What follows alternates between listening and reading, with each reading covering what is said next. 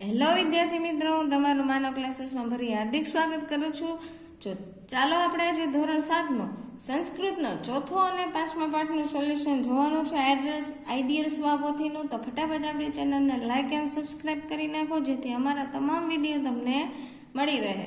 તો ચાલો આપણે વિકલ્પ એના જોઈએ. પહેલા પાઠ 4નું નામ છે હાસ્ય યોગ્ય.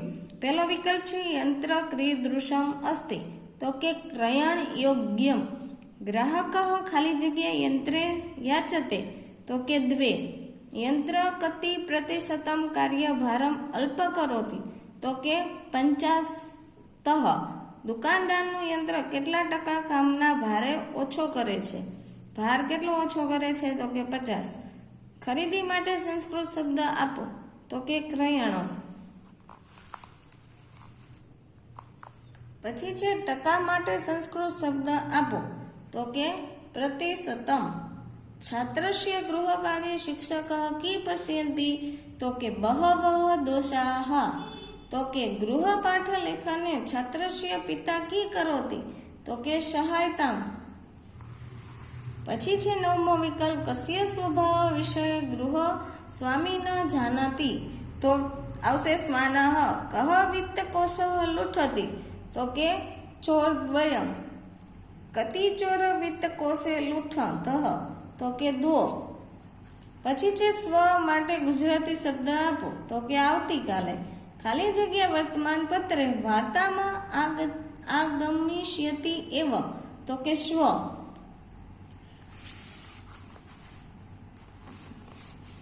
પછી આ બાજુ 14મો વિકલ્પ જોઈએ આપણે. કશ્ય પત્ની ભોજનસ્ય પશ્ચાત ભોજનમ કરોતિ, તો કે શંભુનાથસ્ય. કુત્રી મંદંતાવલી કશ્ય અસ્તિ. શંભુનાથસ્ય. ભવાનમાં ખાલી જગ્યા સહ ભોજન ન કરોતિ, તો કે ભાર્યાયા. આવયો એકા એવ ખાલી જગ્યા અસ્તિ, તો કે કુત્રી મંદતાવલી. પછી છે નીચે એની ખાલી જગ્યા. પહેલી ખાલી જગ્યા છે આપણિક ખાલી જગ્યા યંત્ર ક્રીણાતુ, તો કે એતતમ. એતતમ યંત્ર ભવતઃ ખાલી જગ્યા પ્રતિશતમ કાર્યભારમ અલ્પ કરિષ્યતિ, તો કે 50%. છાત્ર ગૃહ કાર્ય મમ ખાલી જગ્યા આપી સહાયતા કરોતિ, તો કે પિતા. એતસ્ય સ્વાનસ્ય સ્વભાવસ્ય પરીક્ષણમ ખાલી જગ્યા ભવિષ્યતિ, તો કે અધુના. ભવાનમ ખાલી જગ્યા સહ ભોજન ન કરોતિ વા, તો કે ભાર્યાયા. ખાલી જગ્યા એકા એવ કુત્રી મંદતાવલી અસ્તિ, તો કે આવયો. હવે નીચે એના ખરા ખોટા છે ત્યાં તમારે આમાંથી જોઈને લખી લેવાના છે ફટાફટ. નીચે આપણે એનું જોઈ સાચા શબ્દ પર રાઈટ કરો. એમાં છે પેલું દદાતું, તો આપો. બીજું છે ક્રીણાતું, તો કે ખરીદો. બહવઃ, તો ઘણા. એવ, તો જો. યતઃ, કારણ કે. અધુના, તો અત્યારે. વિત્તકોશ, બેંક. સ્વ, તો ગઈકાલ આવતીકાલે. લૂંઠંતમ, તો લૂંટ. વાર્તા, તો સમાચાર. આવયો, તો અમારા બંનેનું. પશ્ચાતમ, તો કે પછી. કિમપી, તો કંઈ પણ.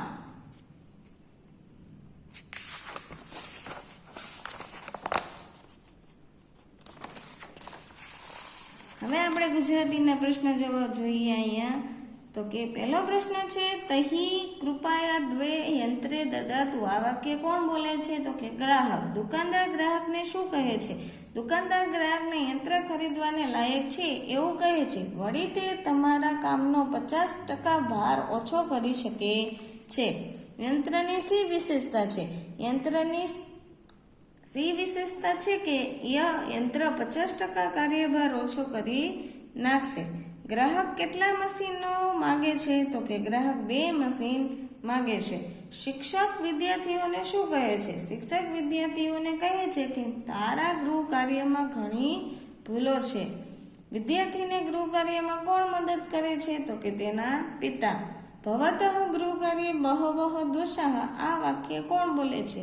તો કે શિક્ષક. પછી 8મું છે મકાન માલિક અતિથિને શું કહે છે? તો કે અતિથિને કૂતરાનો ભય ન રાખવાનું કહે છે. એને પોતાને તેના સ્વભાવની ખબર નથી. કોના સ્વભાવ વિશે મકાન માલિકને ખબર નથી? તો કે કૂતરાના સ્વભાવ વિશે. મકાન માલિક કયા પ્રાણીઓની વાત કરે છે? તો કે કૂતરાની. પછી છે નીચે શ્વાનઃ ભયઃ ન અનુભવન્તો. આ વાક્ય કોણ બોલે છે? તો કે મકાન માલિક.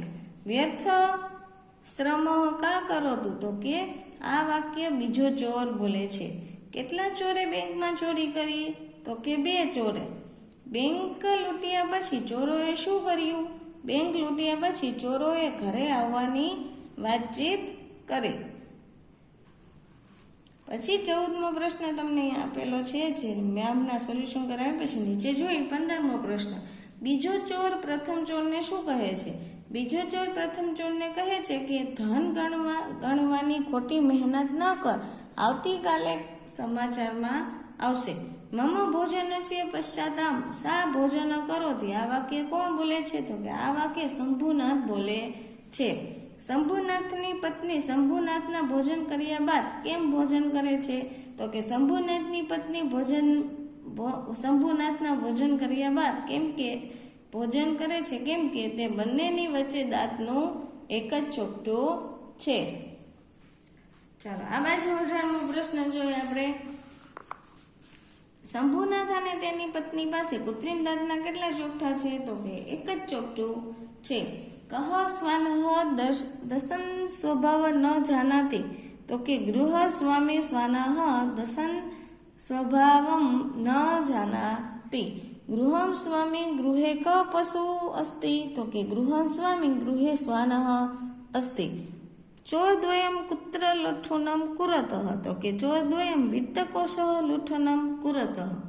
સંસ્કૃત શબ્દ લખો. ખરીદી તો કે કૃપણમ. બેંક તો વિત્તકોશ. લૂંટ તો લુઠ્ઠનમ ટકા તો પ્રતિશતમ. દુકાનદાર તો કે આપણીકઃ. મહેમાન તો અતિથિ. પછી ક્રિયાપદમાં પરિવર્તન કરો. તે પણ આમાંથી લખેલું છે, એક કરાવો, બાકી તમારે જાતે કરી લેવાના. ભવતી તો ભવિષ્યથી અને ભવિષ્યમાં એવી રીતના બધાનું કરવાનું છે. કરેથી તો કરિષ્યતિ. ચાલો નીચે તમને કોઈ વાક્ય બનાવવાના કીધા છે. આપણે એકાદા જોઈ, બાકી તમે તમારી રીતે બનાવી શકશો. એતતમ યંત્ર ક્રીણાતુ. તો કે આ બધા શબ્દ લેવાના છે. એમાં એતતમ ફેનકમ ક્રીણાતુ. પછી એમાં પુસ્તક છે, તેમાં લખવાનું એતતમ પુસ્તકમ ક્રીણાતુ. એવી રીતના બધા વાક્ય બનાવવાના છે.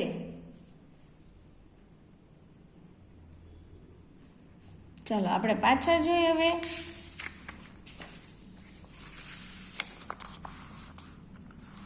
અહીંયા ઉપર પણ એક વાક્ય એવું બનાવવાનું છે. હવે નીચે પ્રશ્ન નંબર 10માં કહે છે ઉદાહરણ મુજબ વાક્ય રચના કરો. તો જો ઉદાહરણમાં શું છે? એ તતમ ખાલી જગ્યા અસ્તિ. તો કે યંત્રમ અને કર્ણ યોગ્યમ. એવી રીતના આપણે વાક્ય બની એતતમ યંત્ર કર્ણ યોગ્યમ અસ્તિ. પહેલું જોઈ એતતમ, તો એમાં પુસ્તકમ પઠ યોગ્યમ. પાછળ અહીંયા યોગ્યમ લગાવવાનું છે ને આમાં પુસ્તકમાં મ છે એ ઉપર મીંડું કરવાનું છે. તો એતતમ પુસ્તકમ પઠન યોગ્યમ અસ્તિ. એતતમ સ્થાને ભ્રમણ યોગ્યમ અસ્તિ. તો નીચે પાછું લખવાનું છે એતતમ. પહેલું છે ચલચિત્રમ, તો ચલચિત્રમ દર્શા યોગ્યને. પછી છે એતતમ ખાલી જગ્યા અસ્તિ. તો કે જલમ અને સ્નાન યોગ્યમ.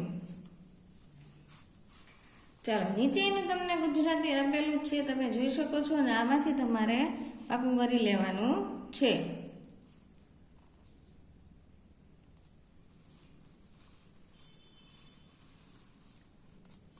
એક વાર્તાલાપ જેવું છે, એના ઉપરથી નાટક પર સ્કૂલમાં તમને તમારા મેમ કરાવી શકે એવું છે, જેથી તમને અનુવાદ પણ સરળતાથી આવડી શકે. આના પછી આપણે 5મો પાઠ જોશું, તેનું સોલ્યુશન.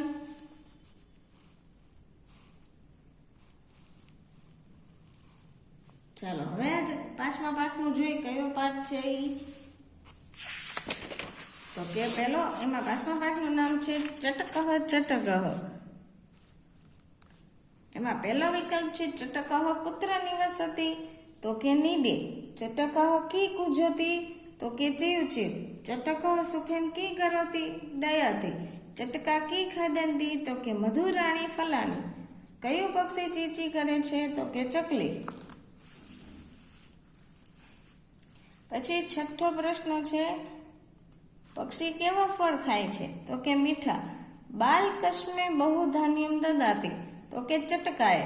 પક્ષી ક્યાં વિહરે છે? તો કે આકાશમાં. ચટકા ખાલી જગ્યા ગગને વિહરતી વિશાલે. રે ચટકા અહમ ખાલી જગ્યા બહુ ધાન્યમ દદાતી, તો કે તુભ્યમ. પછી 11મો વિકલ્પ છે, ચટકહ કી સ્વીકરોતુ, તો કે ચણકમ. કવિ પક્ષીને શું આપવાનું કહે છે? તો કે અનાજ અને પાણી. પછી છે ભણાવવા માટે સંસ્કૃત શબ્દ, તો કે પાઠ્ય. રે ચટકહ તવ નિરમ, તો કે પીબ. હવે ખરા ખોટા અહીંયા નીચે આપેલા છે તે તમારે જાતે જોઈને આમાંથી લખી લેવાના છે. નીચે આપણે જોડકા જોઈ. પેલું છે હંસ, તો એમાં જવાબ આવશે કેવો હોય? શ્વેત, એટલે કે સફેદ કલરનો. કોકિલહ, તો કે કૃષ્ણ.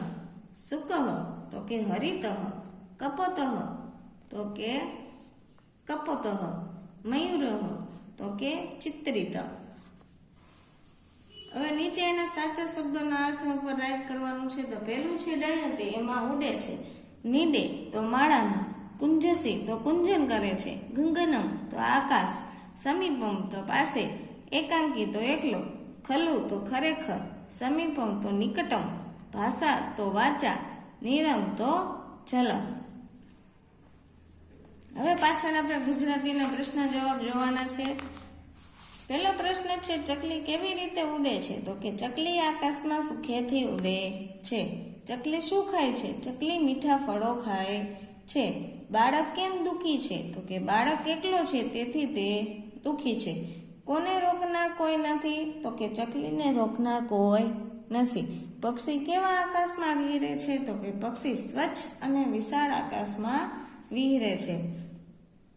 પક્ષીને રોકનાર કોઈ નથી એવું બાળક શા માટે કહે છે? તો કે પક્ષીને રોકનાર કોઈ નથી એવું બાળક કહે છે કેમ કે પક્ષી સ્વચ્છ અને વિશાળ આકાશમાં વિહરે છે. બાળક કેવી સ્થિતિમાં છે? તો કે બાળક એકલો હોવાને કારણે દુઃખી છે. નીચે 8મો પ્રશ્ન છે, બાળક કોને દાણા આપે છે? તો કે બાળક પક્ષીને દાણા આપે છે. 9મો પ્રશ્ન છે, બાળક ચકલીને શું શીખવવા કહે છે? બાળક ચકલીને તેની ભાષા શીખવવા કહે છે. ચકલી વારંવાર શું રટે છે? તો કે ચકલી વારંવાર ચીચી રટે છે. ચલો સંસ્કૃતના ઉત્તર આપણે જોવાના છે. નીચે આપેલા છે, ચટકઃ કુત્ર વિહરતી? તો કે ચટકઃ ગગને વિહરતી. એકાંકી બાલકઃ ક્રીદુષઃ અસ્તિ? તો કે એકાંકી બાલકઃ ખિન્નઃ અસ્તિ. ચટકઃ કી પીબતી? તો કે ચટકઃ જલમ પીબતી. ચટકા કુત્ર વિહરતી? ચટકા વિશાલે ગગને વિહરતી. બાલઃ કી વદતી? તો કે બાલઃ વદતી પાઠ્ય મામપી તવ ભાષા મહ. હવે નીચે એની ખાલી જગ્યા આપેલી છે. તો ખાલી જગ્યા સહ ન દશંતી કુત્ર કે કિમ? તો એમાં કિમ આવશે. ખાલી જગ્યા ધનમ પ્રાપ્યતી? તો કે કિયતમ. ચાલો ત્રીજી ખાલી જગ્યા છે, ખાલી જગ્યા છત્રા શાલાયનમ પઠંતી? તો કે કતિ. ભવાનમ ખાલી જગ્યા શાલાયમ ગચ્છન્તી? તો કે કદા. અતિથિ જના ખાલી જગ્યા આગતા? તો કે કિયતમ. નહીં, અથવા શું આવશે? કુતઃ. કુતઃ આવશે આમાં. વિદ્યા ખાલી જગ્યા ન દદતી? તો કે કિમ. ભવતી ખાલી જગ્યા કાર્યાલયમ ગચ્છતી? તો કે કદા. હવે નીચે કઈક પ્રશ્નાર્થ વાક્ય બનાવવાના છે. પહેલું છે, અહમ અષ્ટવાદને છાત્રા ગચ્છન્તિ. તો અષ્ટવાદને જો લીટી છે ને એ શબ્દને તમારે શું કરવાનું? કાઢી નાખવાના. કાઉન્સમાં છે એ તમારે અહીંયા લખવાનું. જો અહમ કદા શાલા ગચ્છન્તિ, એવી રીતના બધા વાક્ય બનાવવાના છે. નીચે તમને શ્લોક પૂર્તિ પૂર્ણ કરવાની કીધી છે. તે પણ તે રીતે તમારે પાઠ્યપુસ્તકમાં પણ હોય એમાંથી તમારે પૂર્ણ કરવાની રહેશે. ચાલો પાછળ આપણે એનું ભાષાંતર આપેલું છે તે પણ તમે જોઈ શકો છો. અને જોઈને ભાગવું કરી લેવું. ચાલો આ વિડીયોને આપણે અહીંયા વિરામ આપશું. જો અમારા વિડીયો તમને બહુ ગમતા હોય અને એમાંથી કંઈ શીખવા મળતું હોય તો ફટાફટ અમારી ચેનલ લાઈક એન્ડ સબસ્ક્રાઈબ કરી નાખો અને તમારા મિત્રને પણ શેર કરી દે, તે પણ એ પણ જોઈ શકે.